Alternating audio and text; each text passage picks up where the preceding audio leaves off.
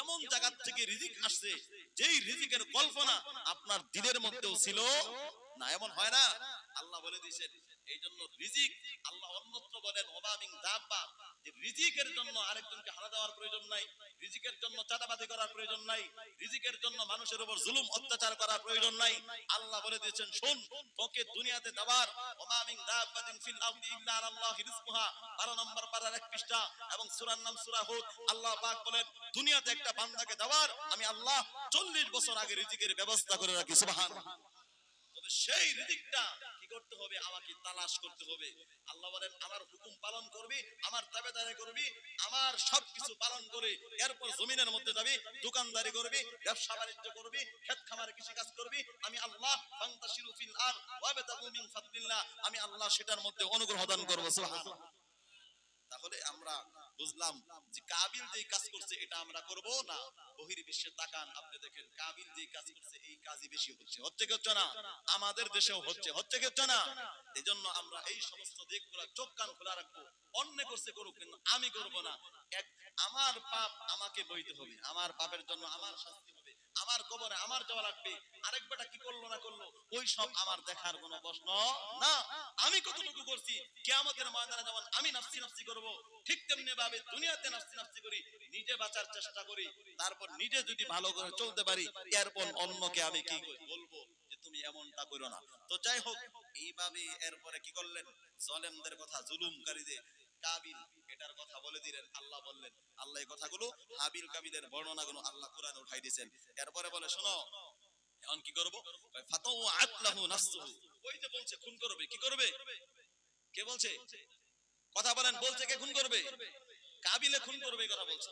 এখন এই কথা বলার পর পরবর্তীতে নাফসুহু মানে তার নফস, তার নফস আপনার আমার দিল যেটা বলে ভিতরে কলব, বলে এই দিল তাকে কি করলো? প্রবঞ্চনা দিল।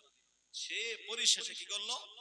কাতলা আখিহি, আখিহি মানে ভাই, এখন মানে ভাই, ইয়া আখি, ইয়া আখি মানে কি? ভাই। বলে আখিহি, তখন সে তার ভাইকে হত্যা করলো। কি করলো? হত্যা করলো। এইভাবে তার ভাইকে হত্যা করে আল্লাহ বলেন ফাকাতালাহু, অতঃপর যে হত্যা করলো, ফাআসবাহা মিনাল খাসিরিন, এই হত্যা করে সে ভালো কাজ করে নাই, বরঞ্চ এই হত্যাকারী সে ক্ষতিগ্রস্তের মধ্যে। কিসের মধ্যে? দুনিয়াতে যত খুন খারাপি হচ্ছে অন্যায় ভাবে, অন্যায় হোক বৈধ হোক, আমি যদি কাউকে হত্যা করি, আপনি কাউকে হত্যা করেন, তাহলে আমার উপরে স্টিমুলার চালানো, আমার উপরে নির্যাতন করা, এটা কোনো নাগরিকের দায়িত্ব না। এমনকি রাষ্ট্রপ্রধানও পারবে না, ইসলামী হুকুমত হলেও পারবে না। একমাত্র পারবে আদালতের দ্বারস্থ হতে। কিসের? নিজের হাতে আইন তুলে নেওয়া। এটা শুধু মানে পৃথিবীর কেউ পারবে না, এটা একমাত্র আদালত পারবে। কিসে পারবে? ইসলামী হুকুমত যদি হয় তাও পারবে না। উমরে ফারুক রাদিয়াল্লাহু তাআলা নিজের মন গড়া কোনো রায়, কোনো বিচার করেন নাই। ইসলাম এটা দেয় নাই। আদালতে মামলা উঠবে, মামলায় সব শুনানি হবে, এরপর সেটার বাস্তবায়ন, সেটা কোন দিকে মোড় নেই, এটা হচ্ছে ইসলামের সিস্টেম। কিসের? আর ইসলাম ছাড়া তো এমনি তো হচ্ছেই। তো যাই হোক, এইভাবে তাহলে নিজের হাতে আইন তুলে নেওয়া যাবে না। বর্তমান এমন কিছু খুন খারাপি হয়, জিজ্ঞাসা করা হয় না তুমি কে, কার সঙ্গে আসছো, কোথা থেকে, না জিজ্ঞেস করে দুমদাম লাগায় দেয়, দুমদাম লাগায় দেয়, মানুষ হত্যা করে মারে। এরকম প্রতিনিয়ত হচ্ছে। আর বর্তমান যে খুন খারাপি হচ্ছে আরো বাড়বে দিন। কুরআন হাদিসের ভাষায় কুরআন হাদিস বলে দিন দিন যত কিয়ামত যত নিকটবর্তী হবে, তত খুন খারাপি রাহাজারি সব আস্তে আস্তে কি করবে? বাড়বে। তো যাই হোক, কুরবানির কথা, কুরবানির ইতিহাস কোন জায়গা থেকে শুরু? কথা বলেন।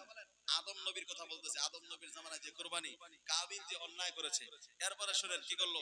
আল্লাহ বলল যে এরা ক্ষতিগ্রস্ত, যে কাবিল যে খুন না করলো, যে খুনকারী কিয়ামত পর্যন্ত যত খুন খারাপি করবে তারা ক্ষতিগ্রস্ত।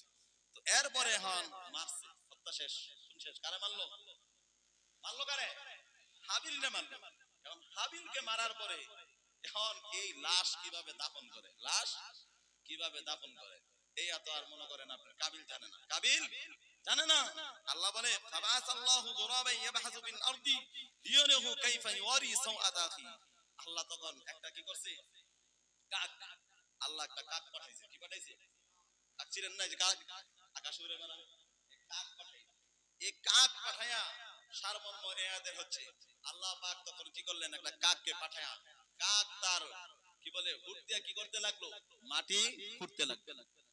আর এই মাটি গর্ত করতে লাগলো।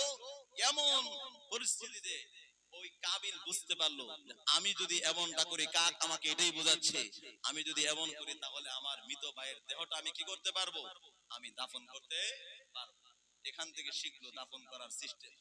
আর তিনি তখন অনুতপ্ত হলেন, এই কাবিল তখন বলে, হায় আফসোস, হায় আফসোস, আমি এতটুকু পর্যন্ত জানি না আমার আপন ভাইকে আমি খুন করছি, আমি জানি না যে আমার এই ভাইকে আমি কিভাবে দাফন করব, এটাও আমি জানি না।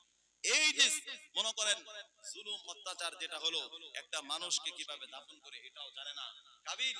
আর এই কাবিল যে অন্যায় করেছে, শুরু থেকে যেটা বললাম, যত খুন খারাপি হবে সব কিছুর দায়ভার কাবিলের নেওয়া লাগবে, কাবিলের নেওয়া লাগবে। আমার দেশের কোন যদি নেতা বা ছোট দলের কোন